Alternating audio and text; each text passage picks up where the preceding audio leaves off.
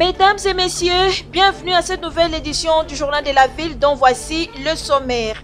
Les agents des infrastructures des travaux publics exigent l'applicabilité de leur grille barémique signée par le ministère du Budget depuis 2021.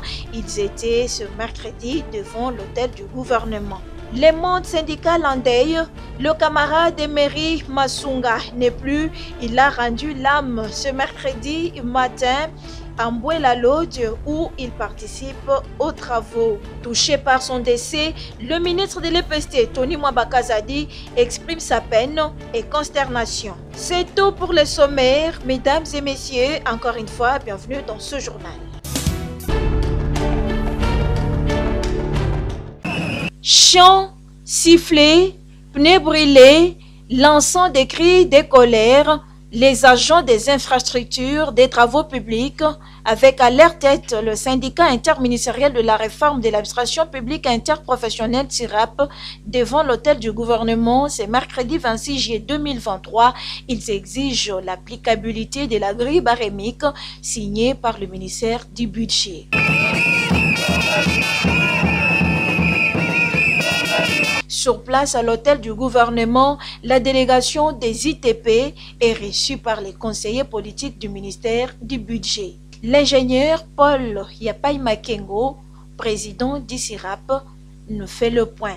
Le sit-in d'aujourd'hui avec tous les agents des ITP, c'était pour venir revendiquer que le gouvernement, par le canal du ministre du Budget, puisse payer la totalité des 35 milliards de la grille qui a été signée en 2021 par le ministre Mayou.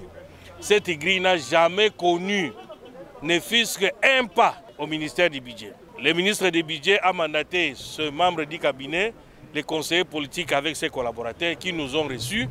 Nous avons échangé, nous avons présenté les idérata de tous les agents de ITP pour dire que nous ne demandons pas d'autre chose, l'applicabilité de quoi?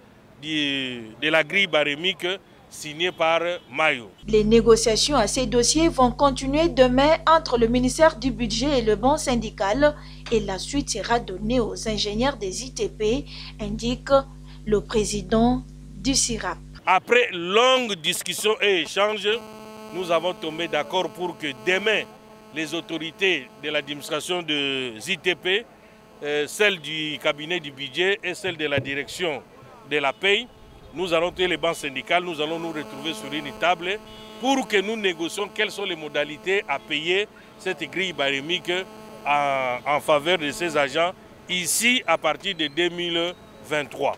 Nous avons dit que quelles que soient les conditions que la paye est programmée, une paye complémentaire peut être payée pour permettre que ces agents bénéficient de leurs droits de la prime parce qu'ils travaillent dans l'ensemble du territoire national. Les ingénieurs des ITP promettent de bloquer la surveillance et le contrôle des travaux du projet de développement au cas où le gouvernement ne trouve pas solution à leurs problèmes.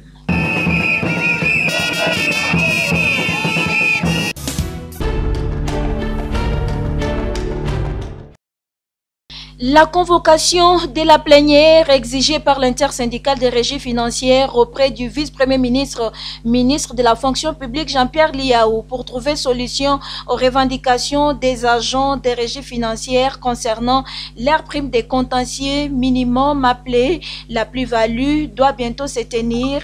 Confirmation faite par le président de l'intersyndicale des régies financières, Fidel Kiyangi Matangila, qui apaise l'esprit des agents des régies financières tout en les appelant à vaquer à leurs occupations au cours d'un point de presse tenu ce mardi 25 juillet 2023 à Kinshasa. Nous avons approché le vice-premier ministre et ministre de la fonction publique qui nous a garanti et qui nous a dit que la plénière sera bel et bien convoquée. Il voudrait d'abord qu'on lui laisse le temps, échanger avec son homologue des finances, afin qu'il nous revienne avec des solutions et non des promesses. C'est comme ça que, après l'expiration de l'ultimatum, nous attendons les échanges avec son Excellence, Monsieur le ministre des Finances, pour que des solutions nous soient données en rapport avec la demande des agents et fonctionnaires des régies financières. En rapport avec cette promesse nous faite par les vice-premiers ministres et ministres de la fonction publique, nous demandons à tous les agents des régies financières, entendez, DGI, DGDA et DGRA, de vaquer à leurs occupations et que nous restons en pourparlers avec le gouvernement à travers le ministre Eliao, qui a fait un déplacement et qui revient avant la fin de la semaine. Cette situation a trop duré. Les agents des régies financières finiront par trouver gain de cause, rassure le président de l'intersyndicale des régies financières. Certes, ça a trop duré, nous le reconnaissons, mais nous avons scellé un pacte de tout régler par la voie du dialogue. Et il n'y a que le dialogue qui nous donnera des réponses aux problèmes que posent les agents et fonctionnaires de l'État, des régies financières. Il tient de rappeler que c'est depuis plusieurs mois que les agents des régies financières attendent le paiement de leur paiement, la plus-value.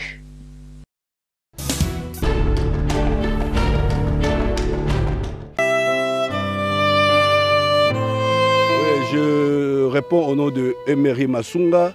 Le ministère de l'enseignement primaire, secondaire et technique est profondément touché par le décès inopiné du camarade syndicaliste Emery Masunga, mort survenu dans la matinée de ce mercredi 26 juillet 2023 à l'hôtel Mangoustan, dans la cité de Kisantu, où il participe avec tous les délégués syndicaux venus de toutes les 60 provinces éducationnelles de la République démocratique du Congo, à Mbwela Lodge, territoire de Madimba, province du Congo central. Alerté par cette disparition brutale d'un de ses fidèles, loyaux, alliés et partenaires sous son mandat, le ministre de l'enseignement primaire, secondaire et technique, le professeur Tony Mwabakazadi, s'est exprimé avec peine et consternation. Nous venons de perdre inopinément M. Emery Masunga, participant actif aux assises convoquées à Mbwela Lodge dans le Congo central, a-t-il écrit avant de témoigner, un homme de paix, combattant et courageux, un homme de parole, syndicaliste vaillant et sérieux, un combattant engagé pour la cause de l'enseignement, pour la cause de l'enseignant et du redressement de notre sous-secteur. Un pro-gratuité, il nous a accompagnés dans la matérialisation de la vision du chef de l'État sur la gratuité de l'enseignement sans atermoiement et dans la lutte acharnée contre les antivaleurs avec détermination. Sa mort nous laisse sans mots, affiche un vide dans nos rangs et dans nos cœurs et accuse désormais un combattant de moins au front.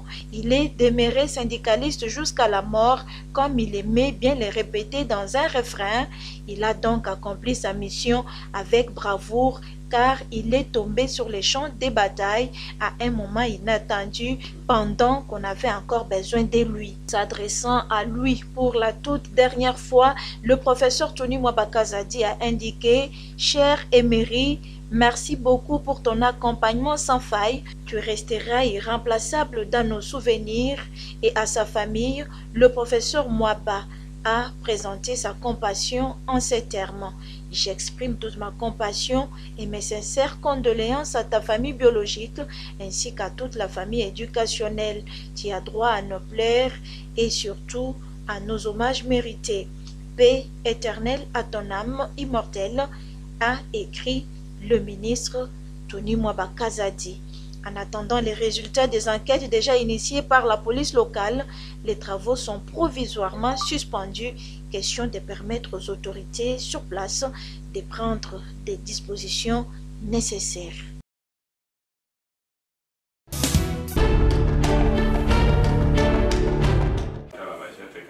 Comment conserver les tomates le plus longtemps que possible? Comment faire son potager même s'il n'y a pas d'espace? Et la non-utilisation des engrais chimiques dans nos champs, ce sont là les sujets que Jean Mangalibi, agriculteur et coordonnateur des Amis de la Nature, a partagé ce mardi 25 juillet 2023 avec le maraîcher venu de plusieurs sites de Kinshasa. Invité par le Centre national d'appui au développement et à la participation populaire, SINADEP en sigle, pour transmettre son expertise aux femmes et hommes agriculteurs, Jean Mangalibi a donné cette formation pratique et a répondu à toutes les questions possibles sur la préparation du sol et la transformation. Je tiens à remercier les amis qui nous ont associés par rapport à cette activité. Nous savons aujourd'hui dans notre pays, les 80%, c'est pas les 90% des maraîchers utilisent des engrais chimiques minéraux. Aujourd'hui, vu la charge que le Congo a, c'est de pouvoir travailler avec des engrais organiques. Alors on devait les apprendre certaines méthodes qui allaient leur permettre de ne plus continuer à utiliser les engrais chimiques, qui puissent travailler pour avoir les labels bio, en sachant qu'ils sont habitués juste à cultiver et puis à planter. Alors il y avait d'autres éléments qu'ils oubliaient, que tout ce qu'ils plantent, ça peut être facilement transformé. C'est pour ça qu'on devait leur montrer exactement comment transformer la tomate, comment planter l'ail. Parce que dans les temps, on disait au Congo, l'ail ne peut pas pousser. C'était de l'utopie. Et là, depuis un certain temps, je sais que vous nous accompagnez. Vous voyez que réellement, au Congo, c'est un pays où tout peut arriver à pousser. Et aujourd'hui, nous, on n'est pas là pour projeter. On est là pour travailler avec eux qui voient réellement ce que nous sommes en train de dire. Nous le faisons et nous le pratiquons ici, dans notre pays. Satisfait de cette formation, les bénéficiaires ont réagi. Formation est vraiment la chaîne de valeur et pesibiso fena maele makasi. Tolonaka mais toyebaka penza te ke kopesa produit ya malamu na ba consommateur. Formation etalisi biso mpona kotika baengrais chimique tolo na bio. Oyo tobwakaka tomona yango eza na importance te, nzoko eza na importance makasi mpo tosalela babiloko na biso bio. Tolonaka tokomaka na difficulté, exemple na sali production ya tomate. Tant que tomate est inondée dans le marché, tu commences à bien vendu. Bien vendu, on a un petit peu de bois car on a un l'autre côté. Mais les lots, tu as approche, on fait 5 que tant on a l'oni à produire, puis il faut transformer. Batterie si le lengeni na sengeli ko transformer, produit par exemple les tomates na l'oni. Hier, le fait était rejeté, était minimisé, mais il nous a dit chaque feuille qui est tout autour de nous a une valeur ajoutée. Gabrielle Perrault, directrice générale du Sénadep, nous livre ici l'importance de cette formation. Nous sommes rendus compte que l'agriculture que faisaient ou que font nos paysans et paysannes, c'est une agriculture principalement de subsistance, c'est-à-dire planter et vendre telle qu'elle. Mais on s'est rendu compte que sous la chaîne de valeur agricole, il y a plusieurs étapes, notamment l'étape de la transformation. C'est pour cela que nous accompagnons à travers cet atelier nos paysans, nos agriculteurs et agricultrices à pouvoir acquérir des notions de transformation des produits locaux tout en préservant l'environnement, c'est-à-dire ne planter, transformer, ne pas utiliser les engrais chimiques mais seulement les procédés naturels. La RDC, pays solution, d'où chaque Congolais doit se mettre au travail.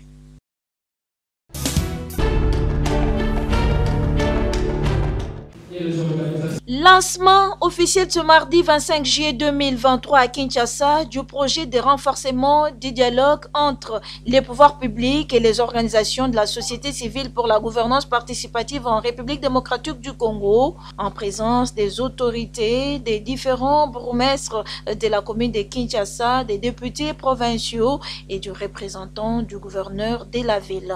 Cadre choisi, la salle Monseigneur Munziroa au centre culturel Boboto. Lancé par la cellule de liaison parlementaire provinciale de Kinshasa, CLPP Kinshasa, en collaboration avec le cadre de concertation provinciale de la société civile. Ce projet est porté par l'Église anglicane du Congo, diocèse de Kinshasa, à travers le Bureau de développement communautaire BDC et va être exécuté dans 7 provinces de la République démocratique du Congo, à savoir l'Équateur, Kasaï, Kasaï central, Congo central, Kwango, Kwilu, et la ville-province de Kinshasa. Le projet vise à contribuer à l'enracinement de la démocratie en RDC, tel qu'explique Monseigneur Muchindu Mayamba Achid Sébastien, l'évêque du diocèse de Kinshasa, représentant l'archevêque de l'église anglicane du Congo. Ce dialogue doit effectivement avoir lieu avec les autorités. Et souvent, on arrive, comme on avait dit tout à l'heure, il y a blocage entre la société civile et les autorités. Le courant, souvent, ça ne passe pas. Alors les gens, les uns et les autres, doivent être humbles. Ils doivent être humbles pour se mettre ensemble, parler, dialoguer, afin de prélever les problèmes qui se posent au niveau de la population. C'est très important. Nous sommes en train de voler vers des élections. Sans dialogue, on ne sait pas ce qui peut arriver. Alors s'il y a dialogue, je crois que ça va aplanir même le terrain, l'espace politique. Et pour le coordonnateur du cadre des concertations de la société civile de la RDC, Diama Kambej. La société civile est là pour constituer un corps avec les pouvoirs publics afin de voir le développement de la population à la base, afin de voir la démocratie en train de marcher comme il se doit. Avec pour durée 3 ans, le projet de renforcement des dialogues entre les pouvoirs publics et les organisations de la société civile congolaise pour la gouvernance participative en République démocratique du Congo est financé par Diakonia, Christian Aid et l'Union européenne.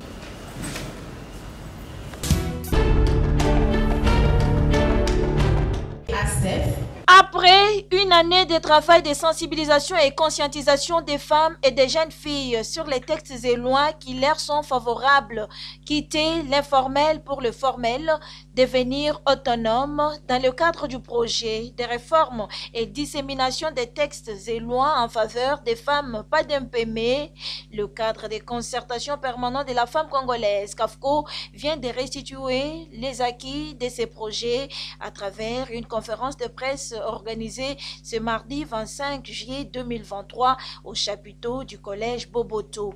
Exécuté dans 3 grandes villes de la République démocratique du Congo, à savoir Goma, Matadi, Kinshasa, les résultats obtenus par les CAFCO dans le cadre de ces projets sur terrain sont palpables et les chefs coutumiers ont été au premier plan dans ces projets, explique la chargée du projet Pas d'impémé au sein du CAFCO, Mimi Mopunga. Si nous sommes allés vers les décideurs, c'est-à-dire les chefs traditionnels et religieux, puisque dans la plupart des cas, selon l'évaluation, on a trouvé que les droits des femmes ne sont pas mis en œuvre à cause des IC coutumes rétrogrades. Aujourd'hui, le gouvernement a décidé de travailler avec cette cible-là, afin qu'ils puissent accompagner les femmes. Du fait qu'elles vendaient des arachides, des braises au coin de la rue, ne peut pas faire d'elle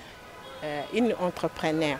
Mais nous avons dit, vous avez ces droits-là de quitter le secteur informel puisque vous contribuez énormément à l'économie de notre pays. Les bénéficiaires du projet Pas d'impémé remercient le CAFCO et promettent de pérenniser les acquis obtenus du projet ainsi pour leur développement.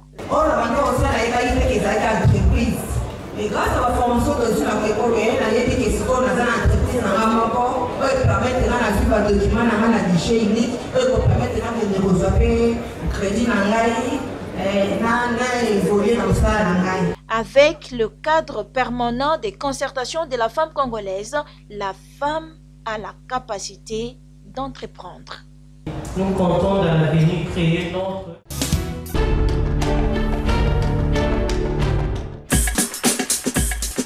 Nous sommes arrivés à la fin de ce journal de la ville, mesdames et messieurs. Merci de l'avoir suivi. Les prochains rendez-vous est fixé pour ce jeudi et d'ici là, portez-vous bien.